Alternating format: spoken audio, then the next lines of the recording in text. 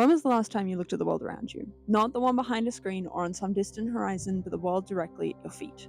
The grass that you walk on, the trees that shade you, that one hedge that has overgrown the path and made it really hard to walk down. So often our attention is drawn to a world distant from our lived realities, and our attention and energy spread thin. We aren't aware of the world around us, but we can change that. Knowing just a little bit more about your immediate surroundings can help you understand yourself better and show you how to live.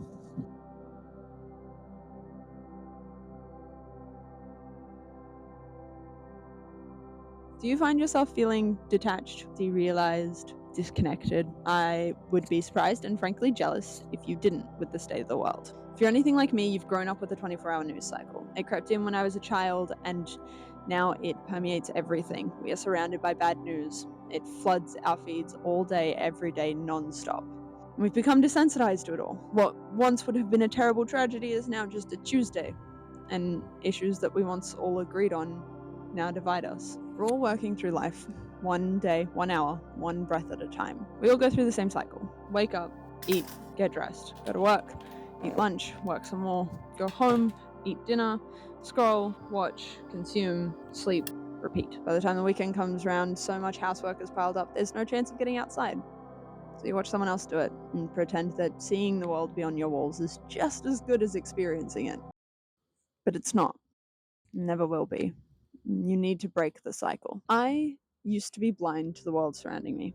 I couldn't see the forest for its beauty. I began to lose care for everything. I was so flooded by every issue all at once, I didn't know how to show that I cared about any of it anymore. I was fatigued by life when I was just becoming an adult, and I started to disconnect from reality as a way to cope with the burden that was being placed on my generation.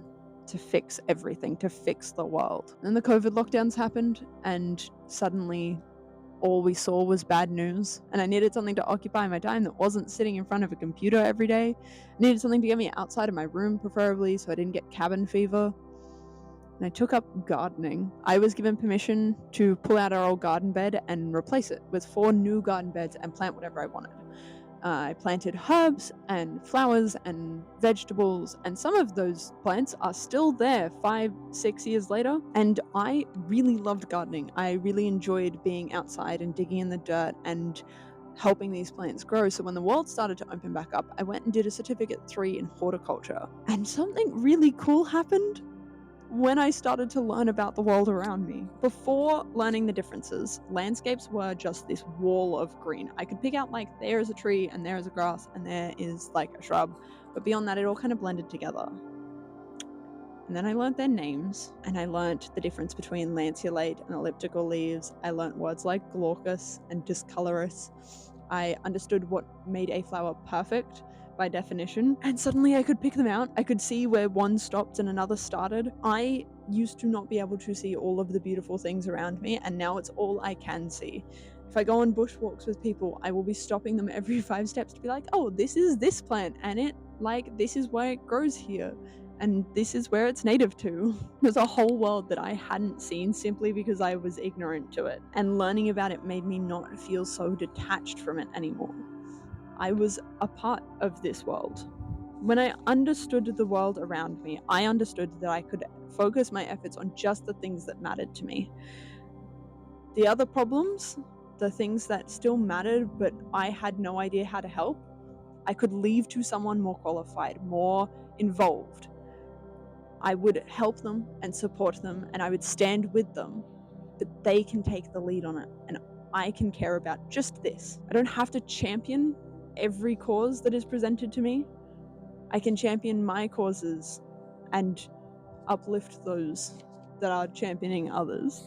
If we all just focused on one thing and uplifted the others who are focusing on something else, we'd all have a lot more energy to make change that actually mattered. And with all the information of human knowledge at our fingertips or our phones, we've forgotten that you can just focus on what matters to you.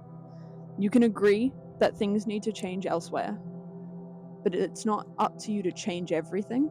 My generation was always made to feel like we had to care about every issue all at once, or we weren't worth it. If we weren't going to care about every wrongdoing in the world, we didn't care about any of them. But it's not true. I learned about native grasses and trees and flowers, the things that we want in our bushlands and in our gardens, and they have such a rich history.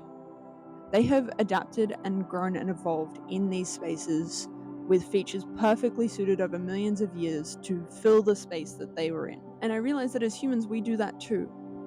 Our behaviors grow and adapt to the spaces that we find ourselves in. Plants, when a feature no longer serves them, it dies out. They evolve past it. And I started to reflect on my own behaviors and which ones I needed to evolve past. I also learned about weeds, introduced plants that once had a part in our everyday lives that got out of control and then lost their purpose. Willow trees used to be used for painkillers, fleabane was used for insect repellents, and dandelions were anti-inflammatories. And then we synthesized it all. Now those plants run feral and unwanted. And I reflected on the weeds that are a part of my brain. The behaviors that I no longer wanted, that didn't reflect who I was anymore. And I realized that it's not their fault. These weeds didn't mean to become a problem, and neither did my behaviors. But I found something healthier, more efficient. The weeds never asked to be brought to Australia. They didn't mean to become a problem, but we as humans cannot ignore the problems we created for ourselves and pretend that they'll go away. So why am I telling you all this? The point I'm trying to make is we live in a world that is currently very confusing and very overwhelming. My solution for myself, and hopefully for some of you, is that if I can learn about the world immediately around me, I can learn about myself, and I can learn to care again. Knowing the world makes it less difficult to experience, and then you learn there are parts of it that aren't so hopeless and existential. There's something beautiful and hopeful about seeing all these small things and their place in the world. And knowing that if all these tiny details around us were removed, the world would collapse. If something as tiny as a seedling can matter, then so can I. This won't fix the world. In fact, it will not fix anything outside of your own brain. That's up to you. But when you know the world around you, it makes it a little easier to remember why we care about saving the forests and rebuilding animal habitats and lessening our impact on the environment. The stories of these plants and their place in the world was hidden only by my ignorance. And I decided to go find what I was missing. I took it to the extreme. I went and got a formal education. You do not need to do that. There are plenty of ways to learn about the world around you from the comfort of your own home, and you should pick the version that fits you. You could buy a field guide which tells you all about the plants of your area. You can download identifier apps. Go walk around a botanical garden, buy a plant, take care of it. As you learn about the world around you, it gets easier to learn about yourself. Knowing that you can learn to care about the name of the grass that you walk on makes it easier to care about yourself. When you care about yourself, caring for others isn't so hard. Keep that up, and eventually, despite everything going on with the world, it gets easier to hope for something that isn't so bad. And when hoping becomes easier, doing something about it becomes possible. There are so many levels to caring about plants. From just knowing their descriptors and their names to having your own forest that you can sit in every day. Pick the level of care that works for you. I care about plants because they made me feel alive. And you should too. I should probably give you some more in-depth recommendations on how to care about plants. Download an identification app. They're really easy, and because they're on your phone, you always have it with you. Snap a picture, learn about a plant, really good. Here, Seek by iNaturalist is one that I've been recommended. Here are some other recommendations I've been given. A lot of these are Australia specific, so I'm sorry. And that way you can always be learning because it's in your pocket. You can buy a plant, have it grow in your home. So the quickest way to learn about a plant is to know when it needs water and how it grows. Does it grow out of the center, or is it like bamboo where it sends up shoots, or this one which grows from the ends? How does your plant grow is a great way to learn about them. You can always go walk around a botanical garden, corner one of the staff and be like, hey, can you tell me about this plant? Horticulturalists love to talk about plants. It's why they are plant people. If you're working on social anxiety, this is great because the easiest way to make conversation is to get an expert to talk about their field, and they'll just talk for ages and you can just smile and listen. If you're really nerdy, pick up a field guide. They are a little bit more scientific and have a little bit of a learning curve, but if you want to go analog and not use your phone, it's the best way to learn about plants. You can also pick up weed guides. for the weeds in your area, so you know which ones are weeds, and then you get to be angry that they're everywhere. If you meditate, do it outside. Listen to the sound of the wind rustling through the leaves. When you reopen your eyes, everything will be brighter and more in color. It is a very cool effect. Highly recommend. If you live in Australia, like I do, look for a local bush care group.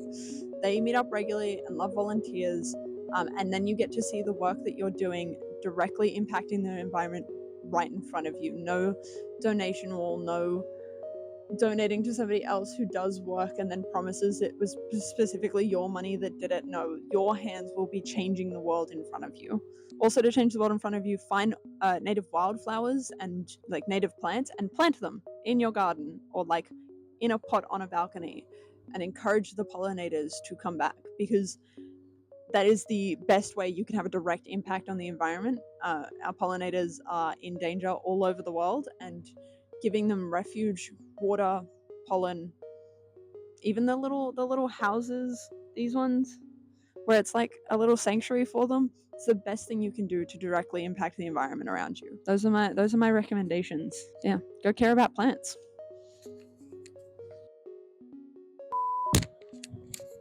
That was terrible. Let's start this again. Goodness. 6 years. Good God. We still haven't moved on. So, hello, Hoverfly. Do you have anything to say? Goodness.